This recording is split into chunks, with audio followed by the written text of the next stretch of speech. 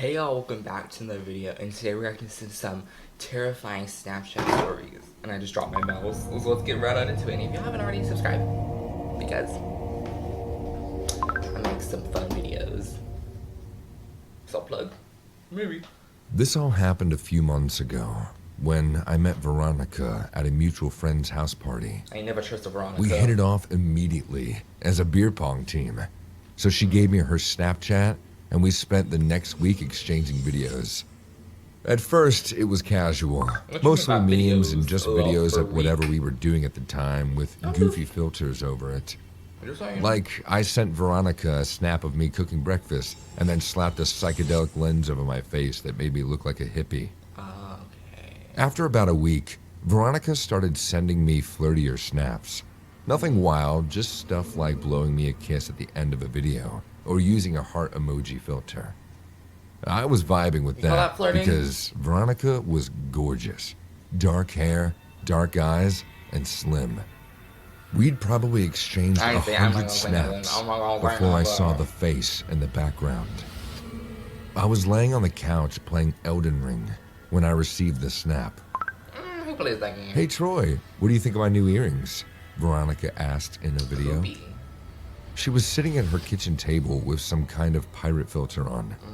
It added big fake gold earrings as well as an eye patch. Yeah. Just as the snap was ending, I sat up.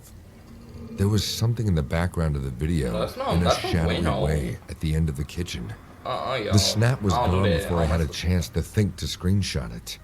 It was hard for me to tell exactly what it was in the background due to the bad lighting and the filter. But it looked like a face on the wall. The face was ugly, old, but hard to make out in detail because it was dark.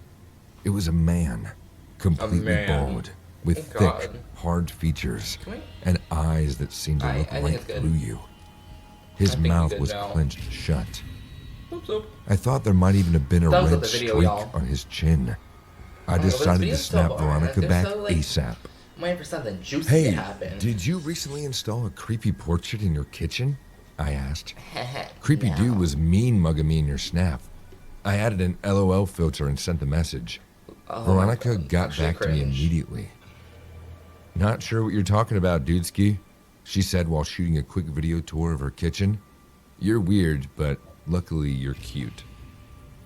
I felt the blood go cold in my veins. Veronica's snap showed me the wall where I thought I'd seen the portrait of the man. But instead of a painting, there was a window. Oh. Hey, I'm being serious now, okay? I snapped back. I think a man might have been looking in through your kitchen window. Veronica looked nervous and a little angry in her reply. I was gonna say, how do you know she didn't bother using any filters? Troy, if you're messing with me, that's not okay. Don't try to scare me. This latest video had Veronica walking around in her living room. All of her curtains were open, and I could see the night sky clearly around her house. I also noticed a shadow outside in her yard. Oh no. This time, I was fast enough to screenshot the end of the video, and I sent it back to Veronica. She sent me back a chat instead of a video. Okay, I'm freaking out now a little. Get a knife. She wrote, "Can you come over?" I'd been hoping for an invitation for a while, but not like this. Freaky. Before I could reply, I got a notification that she sent over a video. I opened it to see her clearly panicked Veronica rushing down her hallway. Troy, I saw somebody outside. They limped between the willow tree out front and went around the side of the house. I'm not sure, but there might have been two shadows out there. Oh, double trouble. I chatted her back. Hey, here's my FaceTime. Give me a call, and I'll stay online with you. Oh no, Veronica? She called a few moments later from her bedroom. The lights were out, and I could see from the screen's glow that Veronica was crying. There's someone outside my room, she whispered. Oh no, Veronica. I heard them trying to open the window. Troy, please, please, I'm so scared. Okay. What is he doing? He just sit there? Hold tight. I'm going to... Hello? Someone was pounding on Veronica's front door, hitting it hard enough to rattle the window all the way in her bedroom. Veronica. I heard screaming or shouting. It was muffled and impossible to tell what they were saying. Oh, God. After a moment, the knocking stopped, and there was silence. Then, Veronica screamed. Oh. Before I could ask what was wrong, she swiveled her camera to point out of her bedroom window. A man was looking inside. The same man I'd spotted in her kitchen window. His face was pale and up close, clearly streaked with blood on his chin and cheeks. Veronica ripped the curtains shut and began hyperventilating. Hey, listen. You need to stay quiet. Stay hidden. Well, he knows in your room. Barricade your bedroom door. Put something heavy against the window, too. Then you need to hang up this call and... Get ready. That better not be copyright. Stupid dad. No, please, she whispered, breathing harder. Don't leave me. Just for a minute, I promised. You need to call 911. I'll call them too, to make sure we get through. Snap me your address, and I'll be on your way over to you. That made no sense. I'll be on your way over to you. Veronica hung up, and I instantly got a notification in the chat. I was already on my way out of the door, sliding my boots on and my jacket. When I connected with 911, the dispatcher confirmed that they were already on the line with Veronica. Since she was talking to a professional, I sent her a quick Snapchat video instead of FaceTiming.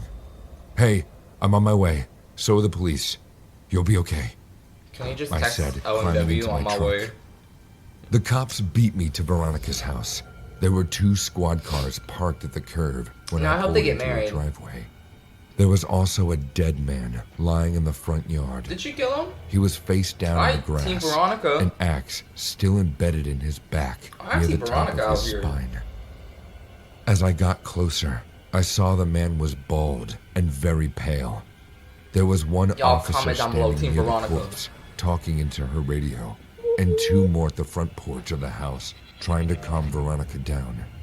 The first officer started to step to block me, but Veronica caught sight of my approach and came sprinting down the steps.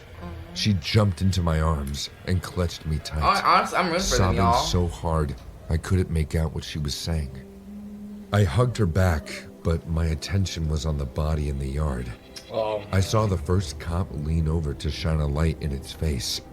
The corpse was definitely the man I'd seen peering into Veronica's window. Yeah. The stalker. The potential home invader. I doubted Veronica was savage and composed enough to put an axe into his back. Team Veronica out here. Who killed him? The answer became clear when more police cars arrived, but stopped 3 houses down instead of at Veronica's. When I was finally able to get Veronica to calm down, I let a paramedic look over her while I walked down the street. This time, a cop did stop me at the edge of the yard. A crime scene technician was marking off an open door to the house with black and yellow tape. I was able to see a woman's body lying in the living room floor before they shuffled me away. The rest of the story came out in the paper that week. Veronica's neighbor, a middle-aged couple that just moved in, were brutally murdered the same night she and I were exchanging snaps. The wife died at the scene, but the husband was able to flee and most likely made his way next door to ask for help. Only that family was on vacation, so he moved to Veronica's house, creeping in the yard in case the killer was in pursuit, which he was. The man probably tried to get Veronica's attention, quietly at first, then started pounding on the door when he realized he was being followed. He ran around to her window when she didn't answer. That's when the killer must have caught up with him and planted an axe in his spine as the man tried to dash across the yard. I know Veronica blames herself for not opening the door, but how could she have known that her stalker was really a victim? Me, myself, and I. Besides, all that might have changed was the police finding 3 bodies instead of 2. Did you end up with her or what? Did y'all get married? Fiverr freelancers developed my app exactly as I envisioned. Yeah, all I did was. I hate this damn video. It's so stupid. Number dose. This happened about a month ago, but I couldn't decide if I should tell it or not. I'm kind of a paranoid person and didn't know if I was going to deal with something like this again if I talked about it. What? But since it's been a month and nothing has happened again, I'll share it. Share it with the group. English is not my native language, so bear with me if I sound weird. I'm a 22-year-old girl from Bulgaria, studying art in another town. I was back home at my parents' house for Christmas vacation. And this happened a little after New Year's. My parents' house is in a tiny village near a big town, where I grew up. I'm waiting for the juicy We stuff moved to into the happen. Someone village getting and stabbed, now someone live getting in a stalked, someone two-story getting shanked, house. someone getting punched, someone I getting was shot. sitting one night in my room and watching some amazing horror stories by MJV Animations, as I usually do. Is that self-promo? It was about 2 o'clock, and I was immersed in a scary story. Self-promo, y'all. Not knowing that I would be living in my own horror story real soon. It started with me receiving a notification from Snapchat that someone had added me. Okay. I was kind of confused, Lappy. but I still opened it and saw that someone with the username Lappy789 added me as a friend. Now, I want to explain why this is weird to me. I hardly use Snapchat. I just have it on my phone for no reason at all. None of my friends used it since Instagram got the story thing, and we all started to use that instead. I have very few friends on Snapchat, and none of them active on it, so I didn't think that it was someone I knew. And I don't even have my location on it, or Bitmoji, or whatever it's called, that I can give away my location or username to people nearby. I don't even know what that thing does, because as I said, I haven't been using Snapchat in a while. I also didn't have my username mentioned anywhere on my social media. Much about, like, usernames Out of curiosity, I added Lappy789 and opened their profile to see if they had a picture or something that I could tell more about this person. There was nothing except their Snapchat score, which was about 7. Oh. I set my phone on the desk and started to rewind the video and listening to the parts that I missed while I was distracted by the phone. As I got ready to go back to the video, I got another notification. It was from Lappy789 again, and this time it was a snap. Oh. I opened it, and it was a picture of grass freaky. taken with a flashlight. I stared at it, all confused, and then typed, "What is this? Who are you?" Lappy789 received it, then read it, but didn't respond. Awkward. At this point, I started to ask all of my friends if it was one of them, or if they had given my username to someone, but they all said no.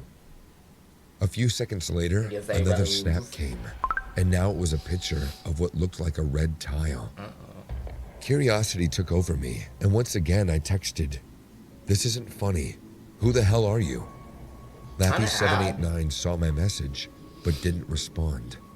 The third snap came, and I was prepared to start screenshotting to show my boyfriend. It was a picture of what looked like a little doorknob, but I couldn't see anything more clearly. Is that your doorknob? I failed to screenshot it at first, so I had to replay the snap. When I was finally done, I went back to the third snap to take a closer look this time. Drops of sweat appeared on my forehead as I realized this doorknob belonged to our backyard gazebo. At this point, I'm slowly grasping that this person is Snapchatting me from my backyard. And by the way, it's not so easy for someone to access our backyard, as we have a tall fence. You would have to take your time and scout the place around to find a possible way to climb the fence. I ain't seen none. It would be even more difficult in the dark, which meant whoever this was had been looking around our house during the day to find a way to get in. Yowza. I was utterly horrified, and I didn't know what to do for a few moments. Then I stood up from my desk and ran to turn off all the lights. As my room got dark, I peeked through my window shades to see the backyard. See your baby daddy? Kill yourself. Searching for music for your next video? Then you need to check out Artlist. I don't It was regret what I very said. cloudy and a dark night, so I couldn't see anything. Damn, bro, you think I The can? fourth snap came, and like last time, I was ready to take a screenshot of it to my boyfriend, who hadn't yet seen my messages. Oh no. When I opened the snap, I screamed in terror. It was a zoomed-in snap of my window shade, the one that he could see me gazing out of. Close it. I ran out of my room, not knowing what to do. For some strange reason, I didn't want to wake up my dad and tell him what was going on. My mom was sleeping downstairs on the couch, and I was upstairs. I tried to figure out how to open the super loud and screechy door to our terrace without waking up my parents. Even if I was scared, I still wanted to find the intruder who was pulling off this freaky prank to me. By yourself? I battled with the door for about 30 seconds, but I managed to open it quietly and carefully stepped outside to look. I still didn't see anyone. I looked and I looked, trying to stay low as I could so that the snapper wouldn't see me. Your bright blue But sweater I giving couldn't you see away. anyone lurking in the backyard. I was coming down from the terrace when I received another snap from Lappy789. As I opened it, the blood in my veins ran cold. It's behind you. It was a picture of my mom sleeping on the couch, taken from inside the house. This freak was now inside my house. As shocked and terrified as I was, screaming. I rushed downstairs in complete panic. Dad! Dad! There's someone inside our house! Dad, call the cops! As I came downstairs, screaming frantically, my mom woke up and she saw our main door was wide open. It seemed like we forgot to lock the main door that night, and my mom passed out on the couch without knowing the door was unlocked. My dad came out of the room, and I told him everything while showing the snaps. My mom and I were both hyperventilating at this point. My dad called the cops and went out, taking his gun to scavenge the area. Preach it. After checking everywhere, my dad came back inside and said that he didn't find anyone. The cops came, and they too inquired our neighbors and us about the whole incident, but no lead took place on the matter. I could hardly sleep that night. Every 5 seconds, I kept checking for new snaps from this unknown account, but Lappy789 was gone. I would have been relieved if Lappy789 stayed gone, but unfortunately, he didn't. When I woke up, I found a creepy text from the same account. It read, "Had a nice time watching you sleep.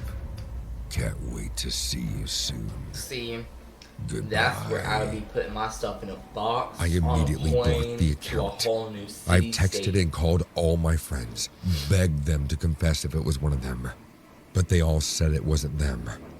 I told my boyfriend what happened. He asked everyone he knew, but still nothing. We tried to find the account, but we soon found out that he had deactivated it. There was no one with the name Lappy789 anymore. I had deleted Snapchat and didn't think I'd ever use it again. The next day, I went outside to look around to see if the creep left something behind, and I saw footprints on a little muddy patch. My dad doesn't seem to believe it was the intruder's footprints, saying it was probably one of us, but I'm pretty sure they weren't ours. To this day, I still don't know who it was. I've asked everyone I know, but nothing has ever come out Y'all of get it. security cameras or what? I still wonder what their intentions were. I Were think they you trying know. to scare me? Were they stalking me? Who were they? How did they find me? Actually, they were your mother. I wouldn't know. Alright, y'all. They suck. But if y'all did enjoy, make sure to like and subscribe. And let me know down below your scariest Snapchat experience or whatever. Bye, y'all.